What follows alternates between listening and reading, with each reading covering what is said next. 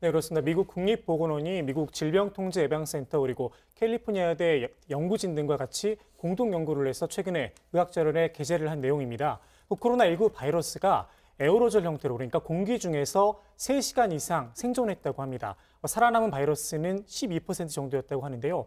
플라스틱이나 스테인리스 표면에서도 이틀에서 3일 정도 살아있는 경우가 있었고요.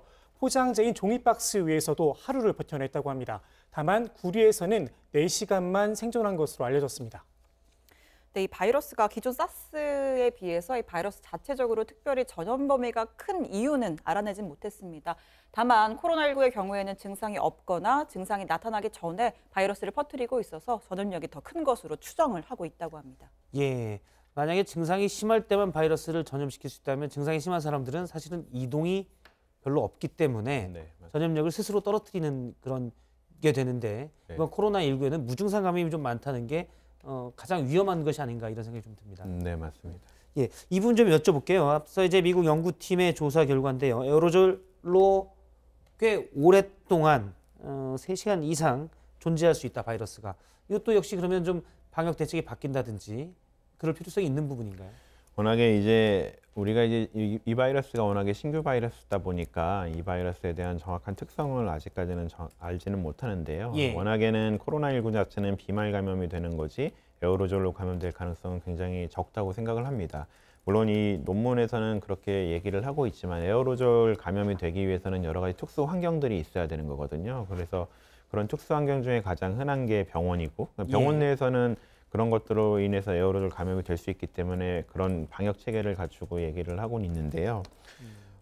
지금 상태에서는 이 코로나19 자체가 그 비말 감염이 된다고 생각을 해야 되는 거고 이제 조금 차이는 각각의 물질에 따라서 바이러스 생존 환경이 조금씩 다르기 때문에 생존하는 시간이 조금 다르다는 데 있습니다. 그래서 우리가 이 상태에서 이 바이러스를 극복하기 위해서는 정말 손 씻기를 열심히 하는 수밖에 없거든요. 그래서 그런 것들을 조금 더 강조해야 되지 않을까 싶습니다. 일단 뭐 사물에 있어서 사물에 접촉했을 때 이 바이러스의 생존 시간이 다르다 이렇게 얘기하는데 그건 왜 그렇습니까? 바이러스의 무슨 뭐 특성과 연관이 있나요? 네, 그러니까 바이러스는 워낙에 건조하고 이제 차가운 그 온도에서 오랫동안 생존하는 걸로 되어 있는데요. 그러니까 바이러스가 생존하기 굉장히 좋은 환경들이 있습니다. 그게 각각의 사물에 따라서 조금씩 다른 거고요. 그러다 보니까 각각의 사물의 이제 접촉면에 있는 바이러스들의 생존 기간들이 조금씩 다른 것 같습니다. 예를 들어서 뭐 옷 같은 경우에는 섬유에는 바이러스가 이렇게 오래 묻어 있을 수가 없다는 얘기도 들은 것 같은데요. 네, 맞습니다. 이제 옷 같은 데는 이제 통기성도 있고 그러기 때문에 그런 것들이 제거될 가능성이 굉장히 많은 거고요.